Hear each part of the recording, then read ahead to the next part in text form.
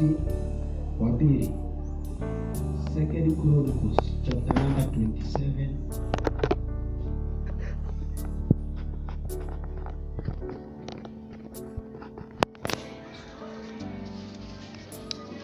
Nitasoma kuanzia mstari wa kwanza.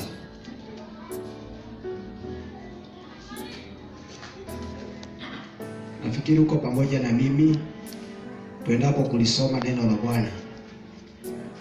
Jothamu alikuwa na miaka 25 wakati alivyofanyika mfalme, na akatawala katika Jerusalem kwa miaka 16.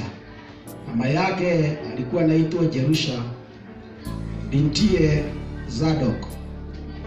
Alitenda yaliyo mema mbele ya macho ya Mungu kama jinsi alivyofanya baba yake Uria, lakini kinyume naye hakuingia mle hekaluni kutoa sadaka, na watu wakaendelea kufanya yasiyostahili. Jothamu akajenga lango la hekalu la Bwana na akafanya kazi kubwa ya kujenga ukuta katika mlima Ofel. Akajenga mji wa Yudea kule milimani na ngome zake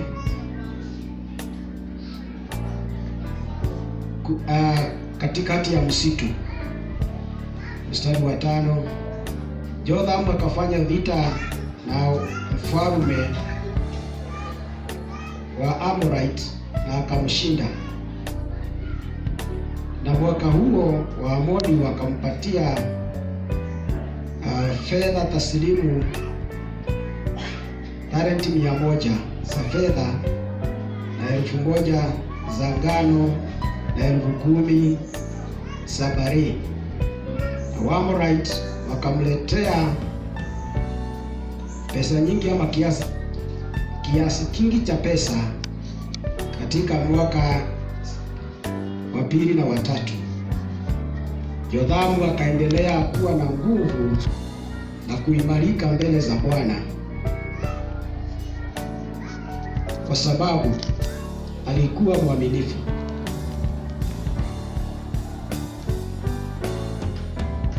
Mbele za Bwana. Na Mungu alibariki neno lake. Bwana asifiwe.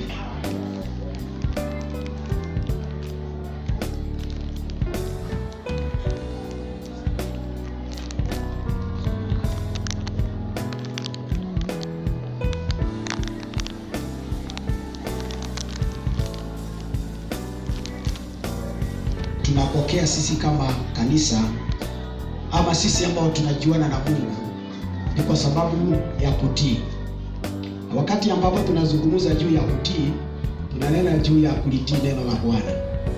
Manake tunaposoma Biblia kuna sehemu nyingi sana za Biblia zinazungumzia juu ya kutii. Bwana anatuambia tutii. Kwa hivyo kuna baraka za aina nyingi sana iwapo tutatii neno la Mungu. Nataka kuzungumzia baadhi za hizo baraka, ikawaje siwezi nikazungumzia juu ya zote, ni nyingi sana. Kwa hivyo nitazungumzia tu kidogo ili siwe ni mfano kwetu ya kwamba tutakapotii naye Mungu wetu ako na vile atafanya. Na wakati ambapo ninasoma haya maandiko ya huyu mfalme Jothamu, Biblia inasema ya kwamba alitenda yaliyokuwa mema mbele ya macho ya Mungu, na inaelezea vizuri sana vile alifanya katika hekalu. Na baadaye Biblia inasema kwa sababu ya vile alifanya katika hali ya kuaminika kwake, Mungu alimfanikisha, Mungu alisimama na yeye. Nataka tu kidogo niangalie Biblia ya Kiswahili tukiendelea. Biblia ya Kiswahili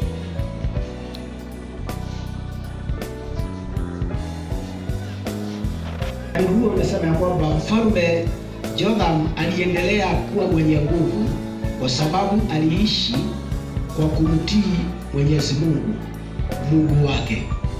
Kiswahili kinasema vizuri sana ya kwamba kwa sababu aliendelea kumtii Mwenyezi Mungu, Mungu wake, naye Mungu aliendelea na kumtia nguvu. Bwana asifiwe. Sababu ya Mungu kumtia nguvu na pia kumdhibitisha, kumsimamisha, kufanya akae jinsi inavyostahili ni kwa sababu naye alitenda yaliyo mema na akatii Mungu. Kwa hivyo alitenda yale ambayo Mungu alikuwa anataka ayatende, ama alifanya yale ambayo Mungu alikuwa anataka ayafanye. Na baadaye Biblia inatuonyesha Jotham vile alibarikiwa, Jotham vile Mungu alisimama na yeye, na pia Jotham akaendelea kuwa na nguvu, ni kwa sababu ya kumtii Mungu. Kwa hivyo kutii ni jambo la maana sana kwetu sisi. Tukitii neno la Mungu litatufanikisha na njia nyingi sana. Na tunaposoma katika kitabu cha Joshua 1 mstari wa 8, unatuonyesha vile Mungu aliambia Joshua. Alimwambia atii neno, asiondoke kwenda kulia ama kushoto, lakini lile neno litafanikisha kwa jambo lolote ambalo atalitenda. Bwana asifiwe. Jambo lingine aliambiwa ni ya kwamba pahali utakapokanyanga nitakupatia. Haleluya. Lakini kile kitafanya ama kile kingefanya Mungu amfanikishe Joshua ni kwa sababu ya kutii neno. Akamwambia usiende kulia, usiende kushoto, lakini uyazingatie. Na baadaye akamwambia yatafakari usiku na mchana, na wewe utafanikiwa mahali popote utaenda. Jambo lingine aliambiwa ni ya kwamba yeye mwenyewe atafaulu kwa jambo lolote ambalo analitenda. Na wakati huo Joshua naona akienda kupigana na Jericho, na akienda kupigana na Ai, na tunaona akienda kupigana na wale wafalme. Na kwa sababu ya kulitii lile neno hakushindwa maisha yake yote mpaka mwisho.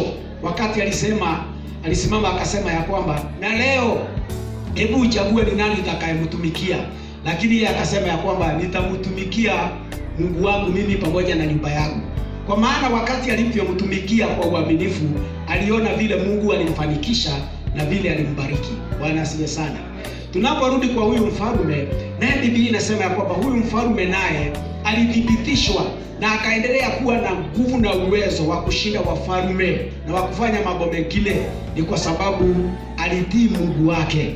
Kwa hivyo kila jambo aliyoambiwa, kila jambo ambalo liliokuwa linamhusu kulingana na neno la Mungu alilitenda, na baada ya kulitenda tunaona matokeo ni kuwa na nguvu na pia kufanikiwa pahali popote alivyoenda. Nasi Biblia inatuzungumzia juu ya kulitii neno la Mungu. Wakati Mungu amesikia, yani amezungumza, tunastahili kuchukua hatua na tutende kama vile neno linavyosema. Tukiendelea hivyo, nataka tuangalie Deuteronomy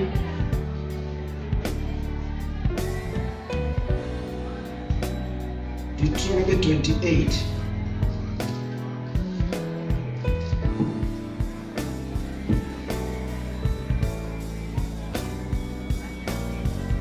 Deuteronomy 28 inasema ya kwamba iwapo mtatii Bwana Mungu wenu na mzingatie kufuata maagizo yake ambaye nampatia leo, Mungu wenu atamweka juu ya mataifa yote katika dunia, na baraka hizi zitakuja juu yenu na zitamfuata iwapo mtamtii Bwana Mungu wenu. Wana wa Israeli pia walizungumziwa na wakaambiwa wamtii Mungu, na wakaambiwa kwamba mtakapotii nitamuinua juu ya mataifa wote. Na baadaye baraka hizi, kuna baraka zimezungumziwa hapo chini, sitaandamana pamoja na nyinyi pahali popote mtakapoenda. Wana wa Israeli kama wangetii, hawangekutana na shida ambazo walikutana nazo kule jangwani. hawangekutana na matatizo ambao walikutana naye na hawangekosana na Mungu. Lakini kile kilifanya wakosane na Mungu ni kwa sababu hata baada ya kuambiwa watii hawakuweza kutii, na kulikuwa na matokeo ya kutotii. Ingawaje sitaki tuende katika matokeo ya kutotii, lakini siku ya leo Biblia inatuonyesha kwamba iwapo tutatii neno la Mungu na tufanye vile inavyosema.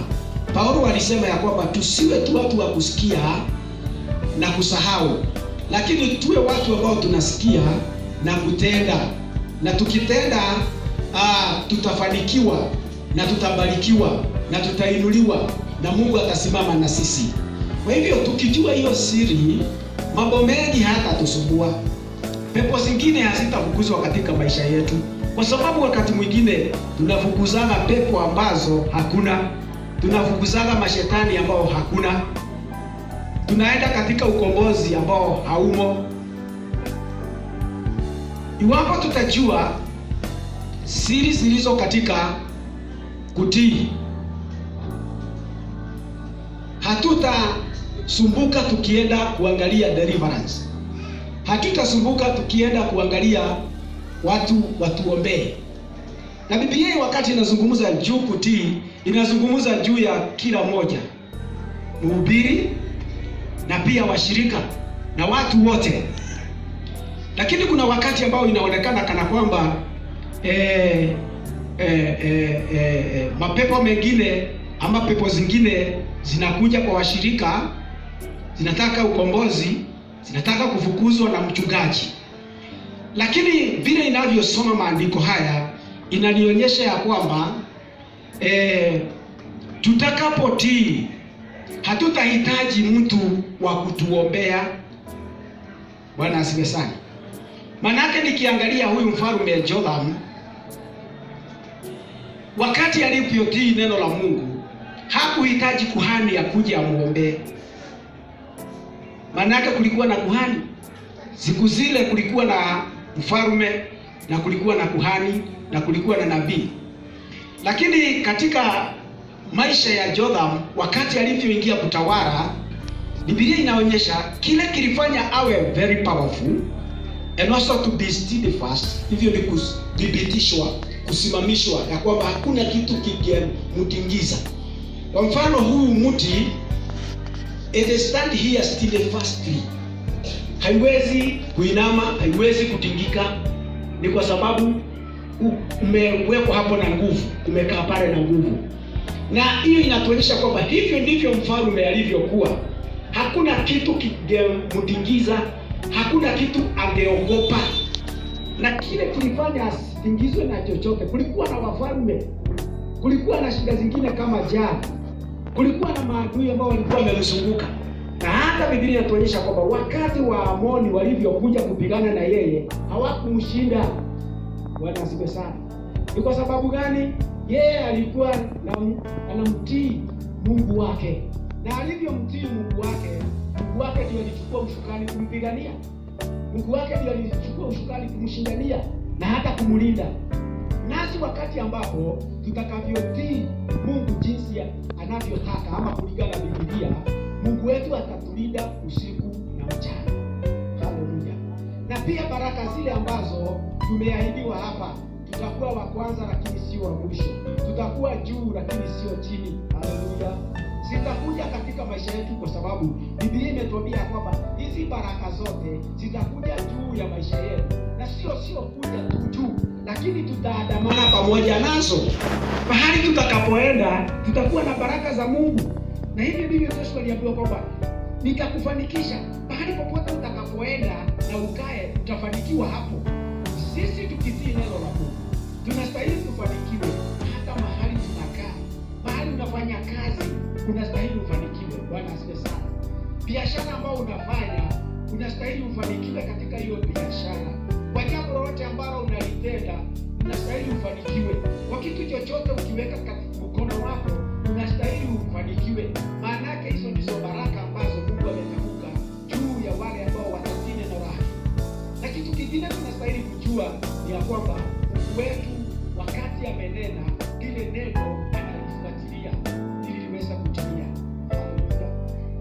wakati ambapo alinenea wana wa Waisraeli na akawaambia kwamba hizi baraka zitaandamana pamoja. Wakati walikosema wakatoka katika njia za Mungu, tunaona walikutana na shida nyingi sana. Ukisoma katika kitabu cha Waamuzi utakuta wakati ambapo wametii Mungu alikuwa anawatumia mkombozi. Haleluya. Akina Gideon walitumwa baada ya wao kujua ya kwamba tumekosea Mungu, tumetoka katika njia zake, halafu walipomrudia Mungu wakarudi katika njia zake, naye Mungu akainua Gideon. Wakati aliinua Gideon, Gideon alienda akawakomboa. Tena baada ya Gideon kufa, wakasahau na huyo Mungu, wakakosa kutii. Tena wakatenda dhambi. Walipotenda dhambi, naye Mungu akaachilia adui. Alipoachilia adui, sasa adui alikuja akawashika mateka. Na tunamwona pia Mungu wakati ambapo waligundua tumekosea Mungu, tumetoka katika njia zake, na wakati walianza kulia sasa, Mungu akawatumia sasa uamuzi mwingine ama ukombozi mwingine. Na hapo ndipo tunaona akina Debora, tunaona huyu mwingine anaitwa Nehemia, tunaona huyu mwingine anaitwa Jefa. Bwana asifiwe. Hao walitumwa baada ya wana wa Israeli kutoka katika njia za Mungu, na baadaye wakajua kwamba tukitoka katika njia za Mungu tulimkosea, tukakosa kutii. Na wakati sasa waliporudi katika njia za Mungu, Mungu alikuja akawakomboa. Kila wakati Mungu alikuja na kuwakomboa. Kwa hivyo siku hii ya leo, mambo mengi ambayo tunateseka kwa ajili yake kama tunayateseka, hatustahili kuteseka, lakini kile kinafanya tuteseke ni mara nyingine tunakosa kutii neno la Mungu. Bwana asifiwe sana. Kuna mambo mengi sana katika Biblia inatuzungumzia. Wakati mwingine, chukue tu mfano. Iwapo ungependa kukaa kulingana na vile Mungu anataka, tuchukue mfano moja, kutoa sehemu ya 10. Fungu la 10 Biblia inasema namna gani?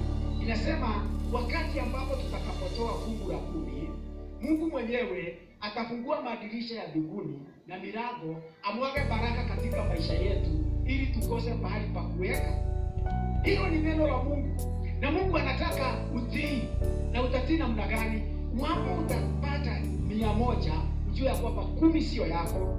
Ukipata 1000, ujue ya kwamba 100 sio yako. Bwana asifiwe sana. Lakini wakati ambapo tumekosa kutii, na Biblia inasema ya kwamba nitaondoa ukuta, nitaachilia waharibifu na wezi na wanyagani. Kwa hivyo, iwapo haujatii neno la Mungu na kutoa fungu la 10, halafu Mungu aondoe ukuta, ukutwe na magonjwa, upoteze pesa zako, na pia kuwe na waharibifu. Unapokuja kanisani, uanze kulilia Mungu, na pia uende kwa mchungaji akuombee ndio ukombolewe, hakuna kitu utakombolewa. Bwana asifiwe. Hapo hakuna ukombozi, kwa sababu wewe ndio umekosa kutii. Lakini utakapotii, bila Mungu anasema, yeye mwenyewe ndiye atasimama na kupigania. Yeye mwenyewe ndiye atakushindania. Haleluya. Kwa hivyo mambo mengine yanakuta katika maisha yetu, tunastahili sisi tujiangalie. Mimi nimefanya vile Biblia inasema. Mimi nimetenda kulingana na vile neno linavyosema. Na wakati umefanya hivyo, ukifanya vile neno linavyosema, hapo ndipo tulikuwa tunazungumzia juu ya hekima na maarifa na ufahamu. Maana umelifahamu neno la Mungu. Nikitoa fungu la 10, Biblia inaniambia kwamba haya mateso mengine na magonjwa mengine hayatanipata, waharibifu na wezi hawatakuja katika maisha yangu. Kwa hivyo wakati ambapo utakuwa umetoa fungu la 10 na mambo hayo yakuje, utaweza sasa kwenda mbele za Mungu na umwambie Mungu, mimi nimetoa sehemu ya 10, na kama nimetoa fungu la 10, sistahili sasa kuteseka vile ambavyo ninavyoteseka na magonjwa na maradhi ama na uharibifu na kuibiwa na mambo kama hayo. Na wakati utakaposimama neno la Mungu, Biblia inasema namna gani katika kitabu cha Zaburi 134 verse number 2 hapo. Inasema ya kwamba Mungu amelitukuza jina lake na neno lake zaidi ya vitu zozote. Haleluya. Kwa hivyo kama Mungu amelitukuza jina lake na neno lake, ataangalia huyu kusema kweli ametoa sehemu ya 10 jinsi inavyostahili. Kwa hivyo Mungu ndiye atakuja kumpigania. Isaia 1 mstari wa 10 na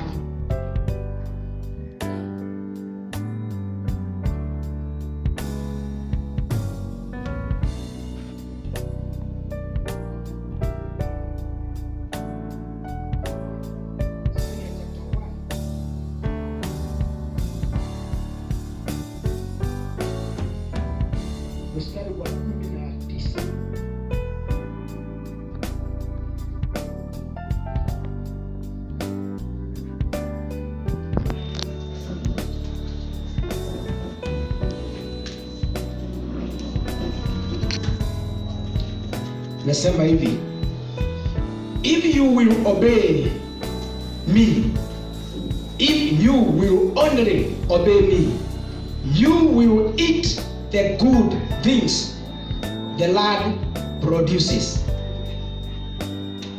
Kwa Kiswahili nasema, mkiwa tayari kunitii, mtakula mazao mema ya nchi. Isaia anaposema iwapo tutatii, tutakula mema iliyo katika dunia hii, mema ya nchi, mema ya dunia. Hivyo ni kusema ya kwamba mema kazini, mema mahali mtu anafanya kazi, mema katika mashamba yetu, iwapo tutatii. Hauwezi kukosa kutii alafu naenda kulia mbele za Bwana. Lakini iwapo kama huo mfano wa kutoa sehemu ya 10 ama fungu la 10, na Biblia inasema ya kwamba mashamba yenu nitayabariki.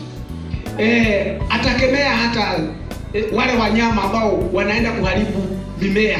Kuna wadudu, kuna wanyama. Lakini Biblia inasema iwapo mtu atatii. Hivyo ni kusema ya kwamba mema ya nchi ni ile ambayo imetoka kwa kazi ya mikono yetu. Kama tutatii, hatutafukuza pepo za umasikini, hatutafukuza pepo za magonjwa. Bwana asifiwe sana. Hatutafukuza pepo za kukosa. Iwapo tu tutaweza kufanya vile neno linavyosema, tutakula hayo mema ya nchi. Na kwa sababu hilo ni neno la Mungu, hatutasumbuka tena, tutasimama tu na hilo neno. Na kama utafanya hivyo, utatii, na kuwe na kusumbuka na kuwe na kuteseka, utakuwa na amani moyoni ya kwamba nimefanya yale ambayo nastahili nifanye, nimeyatii neno la Mungu. Kwa hivyo hata kama kuna mambo mengine ambayo inakuja, utakuwa na amani ukingojea Mungu, na huyo Mungu ambao unamngojea atajidhihirisha wakati unaofaa. Daudi alisema hivi, kutoka wakati nilivyokuwa mtoto mpaka wakati huu ambao nimezeeka, sijaona mwenye haki akiwa ameachiliwa na Mungu, ama watoto wake wakaenda kuomba chakula. Haleluya. Hiyo ni kusema ya kwamba yeye alikuwa mwaminifu, yeye alikuwa mtiifu wa neno la Mungu, na akafanya yale ambayo ilikuwa inastahili ifanywe. Lakini baada ya kufanya hayo yote, aliangalia kutoka aliyokuwa mtoto na mahali alikuwa amefika, akaona hakuna mtu yoyote ambaye ni mwenye haki. Mwenye haki ni mtu ambaye ametenda yale ambayo inastahili kutendwa. Mwenye haki ni yule ambaye ni mtiifu. Bwana asifiwe sana. Tunaona huyo Jotham, wakati alifanya yote inayostahili, Mungu alimthibitisha, alafu akamfanya kuwa mwenye nguvu, mwenye uwezo, na akasimama na yeye. Haleluya. Kwa hivyo, iwapo tutatii neno la Mungu, tutatii sauti yake, tukifanya vile yeye anataka tufanye, yeye atasimama nasi. Hata wakati vita itakuja, tutasimama mahali atuseme ya kwamba wewe Bwana, vita ni yako. Na iwapo tutakuwa watiifu kwake, yeye ndiye atatupigania. Wote waliokuwa watiifu kwa Mungu, tunaona akina Daudi wakienda kupigana vita, ni kwa sababu walikuwa watiifu kwa Mungu. Daudi siku moja walienda vitani, wakirudi wakakuta kijiji kimechotwa, watoto wameenda, wake zao wote wameenda, na wamenyang'anywa kila kitu. Na wakati waliporudi, wakalia sana mbele za Bwana, kwa sababu walikuta kila kitu kimeenda. Lakini Daudi alivyoenda mbele za Mungu, alikamuuliza, tuende tutawafikia ama namna gani? Mungu akamjibu, endeni na mtawafikia, hakuna hata kitu kimoja mtapoteza. Tunaona uaminifu wa Daudi alivyoenda mbele za Mungu na akamuuliza tuende. Mungu alimwambia, enda na mtarecover everything ambayo imechukuliwa. Bwana asifiwe sana. Tuweza kuwa wakati mwingine kuna vitu zaweza chukuliwa katika maisha yetu, lakini gani tutakuwa waaminifu. Shetani yaweza kukuletea magonjwa, shetani yaweza kuja na haribu pengine biashara yako, shetani yaweza kuja na hata afanye pesa zipotee. Lakini kama utakuwa mwaminifu, ukienda mbele za Mungu, Bwana asifiwe sana, kutakuwa na recovery. You will recover. Hallelujah. Kwa sababu Mungu ni mwaminifu. Praise the name of the Lord.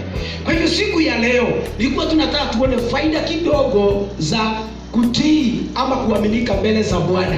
Na mojawapo ambao tumeona, tukiaminika mbele za Bwana, we shall be very powerful and to be steadfast before the Lord. Praise the name of the Lord.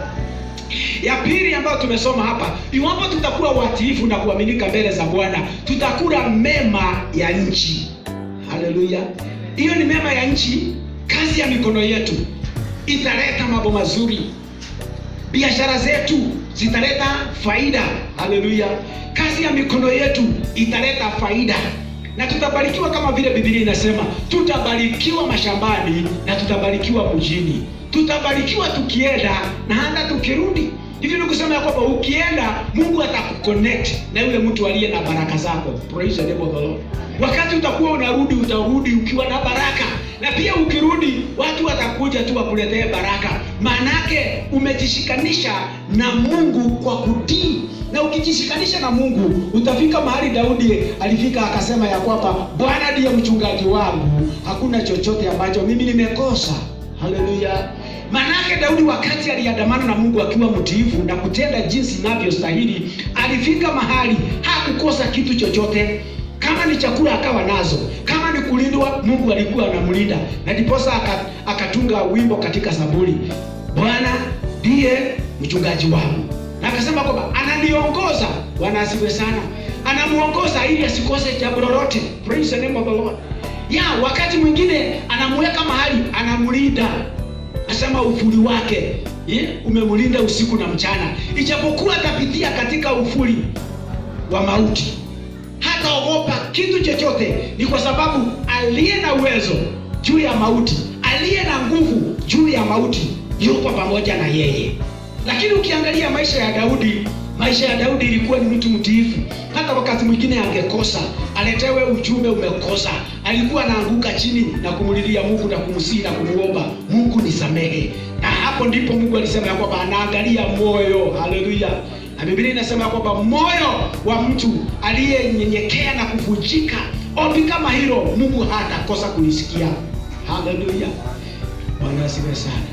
Iwapo tutatii neno la Mungu, na tukitii neno la Mungu, hatutakosa kitu chochote kizuri. Amen. Kanisa tutainuliwa. Praise the name of the Lord. Hatutakosa lolote. Lakini kila wakati tukihitaji kitu, Mungu atakuwa anakileta katika maisha yetu. Ni kwa sababu dunia nzima na chochote kilichoko ni cha Mungu. Kwa hivyo wakati wa uhitaji, Mungu anajua ni kitu gani unataka. Kwa hivyo ataleta, atakupatia, atakubariki na utakuwa umetoshereka. Hallelujah. Praise the name of the Lord.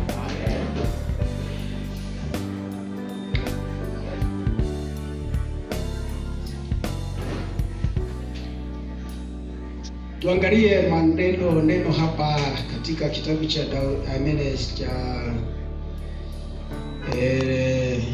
Zaburi.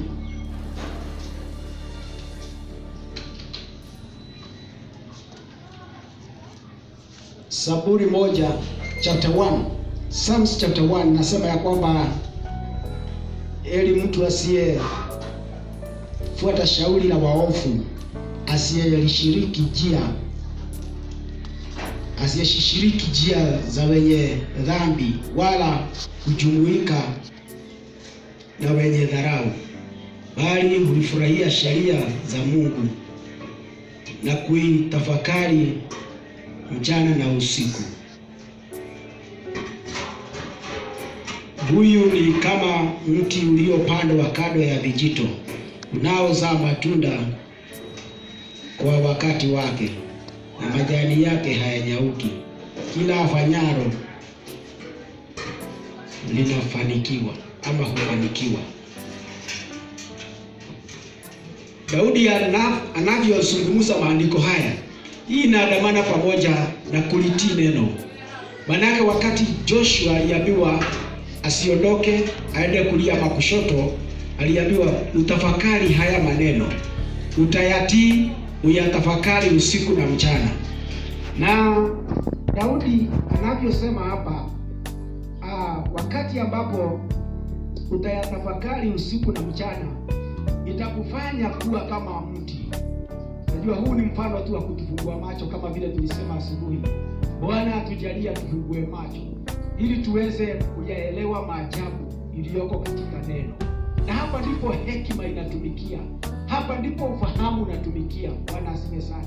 wakati ambapo utakapolitii neno la Mungu litakaa ndani ya moyo wako, litakapokaa ndani ya moyo wako, ulitafakari usiku na mchana, litakuwa linakuzungumzia. Wakati hapa ni mahali ambapo Elijah alikuwa anataka kujua the direction ya Mungu wakati alitoroka, na wakati akiwa kule jangwani alisikia kuna sauti nyororo, sauti nyepesi sana, alisikia ikimwambia hii ndio njia, fanya hivi. Kwa hivyo wakati ambapo tutakavyokuwa na hekima na roho wa ufunuo kutoka kwa Mungu, kupitia kulitafakari neno la Mungu, tutakuwa tunajua jinsi ambavyo tunastahili kufanya wakati unaofaa. Kama hapa kanisani tuko na majukumu mengi sana. Tuko na majukumu ya uimbaji, tuko na majukumu ya uongozi, tuko na majukumu ya uongozi wa wamama, tuko na majukumu ya uongozi wa wazee, tuko na majukumu ya uongozi wa hata watoto. Na hao watu wote wanatuhitaji sisi, na sisi tuko hapa. Wale ambao wanahitajika wako katikati yetu na miongoni mwetu. Lakini iwapo hautakuwa na hekima, iwapo hautatumia ufahamu wa neno la Mungu ama ufahamu wa Mungu, hautapea Roho Mtakatifu nafasi akuzungumzie.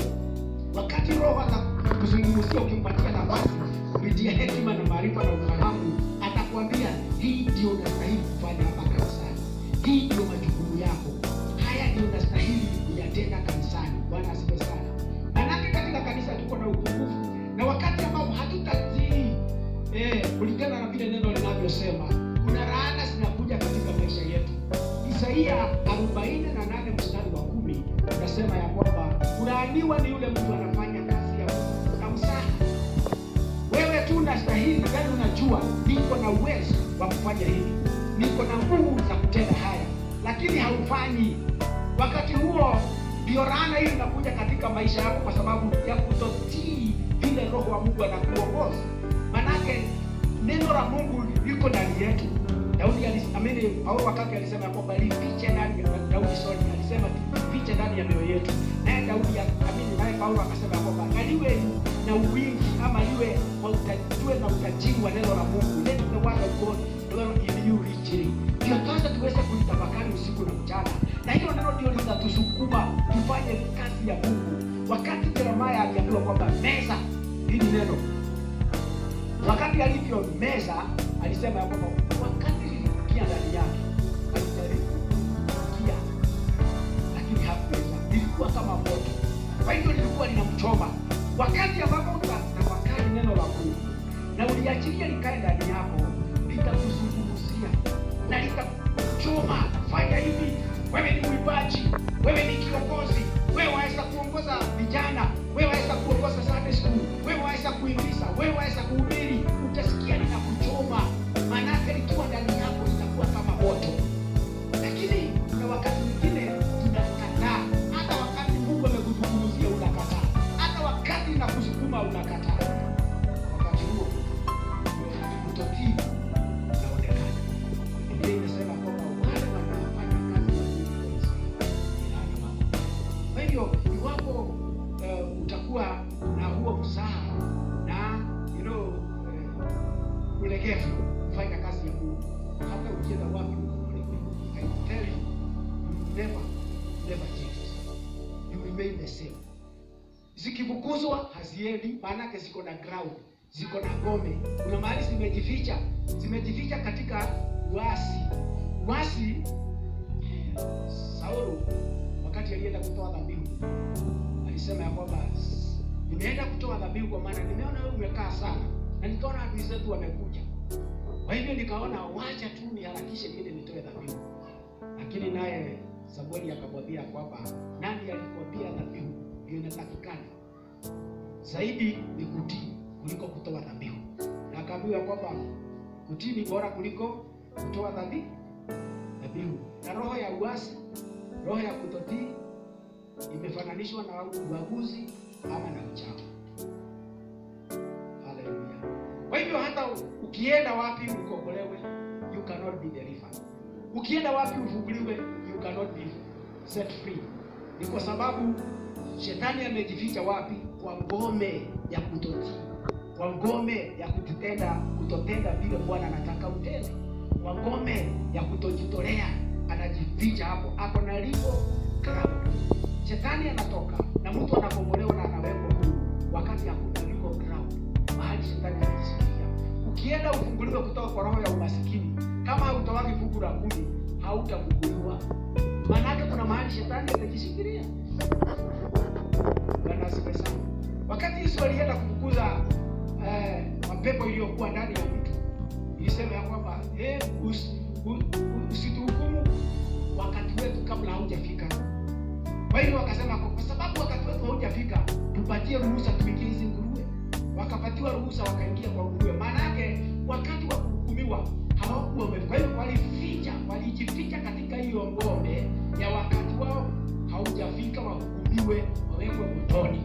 Hata wakati mwingine tunavuka pepo, tunaziweka katika shimo lisilo na mwisho, hakuna kitu kinafanyika. Maana yake zinajificha katika ngome ya kwamba wakati wetu wa kuingia katika shimo lisilo na mwisho haujafika. Na hapa ndipo hekima na maarifa inaonekana.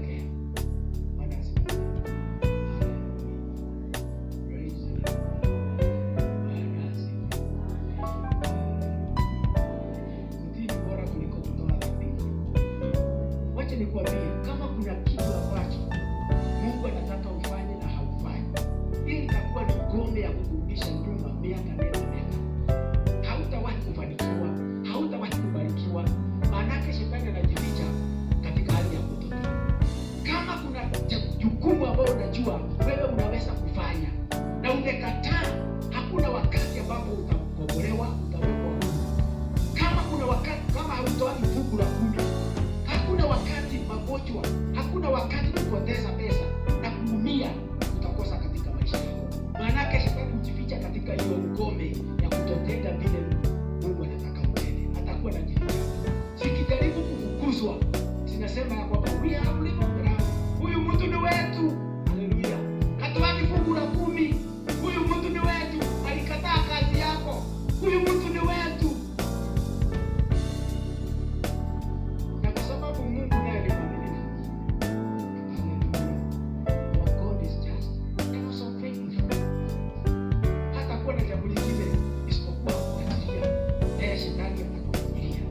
Shetani atakatalia maisha yako.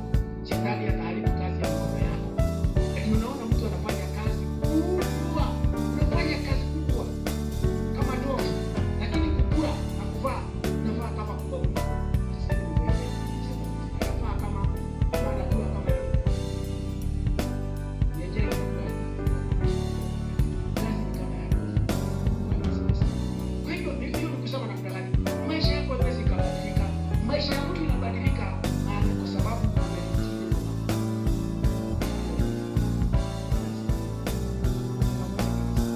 kwa hivyo jitoleeni. Hapa kuna watu wako na vipawa, hapa kuna watu ambao wako na karama, na hizo karama zote zinastahili zifanye kazi ili kazi ya Mungu iinuke. Wakati wanafunzi walivyokuja pamoja, kila mtu alichukua sehemu yake. Watoaji walikuwa huko, viongozi walikuwa huko, wagawaji chakula walikuwa huko, na hakuna mtu alitembea katika kazi yake. Kila mmoja aliingia na akachukua majukumu yake. Na Biblia inasema kwamba naye kazi ya Mungu ilikuwa inaendelea siku baada ya siku, na wale ambao waliokuwa wanaokoka walikuwa wanaokoka daily. Manake walijua majukumu yao na walitii neno la Mungu. Na wakati vita ilitokea, manake walikuwa watu waaminifu, waliita Mungu. Chapter 4 of the book of Acts. Waliinua mkono wao juu, wakasema wewe Mungu ambaye tunatumikia, hebu ijulikane leo wewe ndio Mungu, uko pamoja nasi. Nyosha mkono wako wa ishara miujiza, na mambo makubwa yalitendeka. Hata wakati waliwekwa katika gereza, malaika alitoka juu akakuja akawafungua.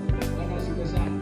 Tunaona Paulo yaani walipowekwa gereza, badala ya kunung'unika na kulalamika na kulia, walianza kumsifu Bwana, wakafurahia, wakasema kwamba asante sana, ni kwa sababu tumewekwa katika gereza, ni kwa sababu ya kufanya kazi yako. Na Mungu akiwa juu mbinguni alishuka, kawapigania, kawakomboa, kawaweka huru. Haleluya. Baraka za kutii, tutakula mema ya dunia. Haleluya. Baraka ingine ya kutii, ya kwamba tutafanikiwa kila mahali tutakapoenda. Praise the name of the Lord. Baraka zingine ambazo tutapokea ni kwa sababu ya kutii. Mungu atatudhibitisha na tutaendelea kuwa powerful katika maisha yetu. May the Lord God bless you and do you good. Na Mungu atusaidie. Kuna maneno na kuna neno ambalo tumelisikia kwa muda mrefu sana. Tangu uokoke tumehubiriwa, tumesoma Biblia, lakini tunaposoma na tunahubiriwa, wacheni tuwe tunatii neno la Mungu. Hilo neno ndio litaleta baraka, hilo neno ndio litaleta uponyaji, hilo neno ndio litaleta kufunguliwa, hilo neno ndio litaleta kibali katika maisha yetu. Hilo neno ndio litatupeleka mbali. Hilo neno ndio litafanya ndoto zetu na maono yetu itimie. Wakati mwingine tunafukuza pepo hapo hakuna. Wakati mwingine tunakemea pepo hapo hakuna. Tunafukuza shetani na tunaraumu shetani hapo hakuna. Bwana asifiwe sana. Wote waliotii, wote waliotenda kulingana na neno la Mungu, hawakuhitaji ukombozi wa mikono, hawakuhitaji pepo sifukuzwe katika maisha yao, lakini walisimama na Mungu akajionyesha kwa nguvu na kwa uwezo katika maisha yao. And their life never remained the same again. When we obey the word of God, when we walk free, according to the will, according to the purpose of God, God will show up for us. Amen. Atatupigania. He will give us victory and success. Kama Joshua, kama Joba, kama Daudi na wengine katika Biblia. Bwana mbariki sana. Tunakushukuru Mungu ni kwa sababu ya neno lako. Asante Baba, neno lako halitakurudia kabla halijafanikiwa na kutenda kulingana na makusudio yako. Tubariki Bwana. Tuelekee Mwokozi. Tusaidie kulitii neno lako baada ya kuelewa. Asante Mungu na Mwokozi. Ni kwa sababu neno lako lina uwezo na hata iko na nguvu. Koroga watu wako siku ya leo. Kawajaze na nguvu za Roho Mtakatifu. Hebu na moto wako ukawake ndani yao, ili waweze kujua tumaini ambalo umewaitia, na wajue nguvu ambazo zilizomfufua Yesu kutoka kwa wafu, na ili situsaidie kujitolea na kufanya kazi yako kulingana na mapenzi yako Baba. Tunakushukuru na tunakuinua kwa jina la Yesu Baba, tumeomba na hata kuamini. Amen. Na Mungu akutane mahitaji yenu na haja zenu zote. Na Mungu ampiganie na hata na amshindanie. Mungu amfanikishe kwa kila hali na kwa kila jambo. Mungu amfungulie milango na kibali cha Mungu kiwe juu yenu. Mungu amtangulie, aondoe vikwazo na pingamizi. Atangulie mbele yenu, amuondoe muovu, amuondolee aliyetangulia baraka zenu, aliyetangulia kibali, aliyetangulia ushindi wenu, na ashikwe mateka katika jina la Yesu, na arudishwe nyuma. Nguvu za Mungu zimtangulie, uwezo wa Mungu uende pamoja nanyi katika jina la Yesu. Walio wagonjwa wapone katika jina la Yesu Kristo. Walio wadhaifu watiwe nguvu katika jina la Yesu Kristo. Wakati wa leo naachilia baraka za Abrahamu, Isaka na Yakobo katika maisha yenu. Pokeeni katika jina la Yesu. Amen and amen. God bless you.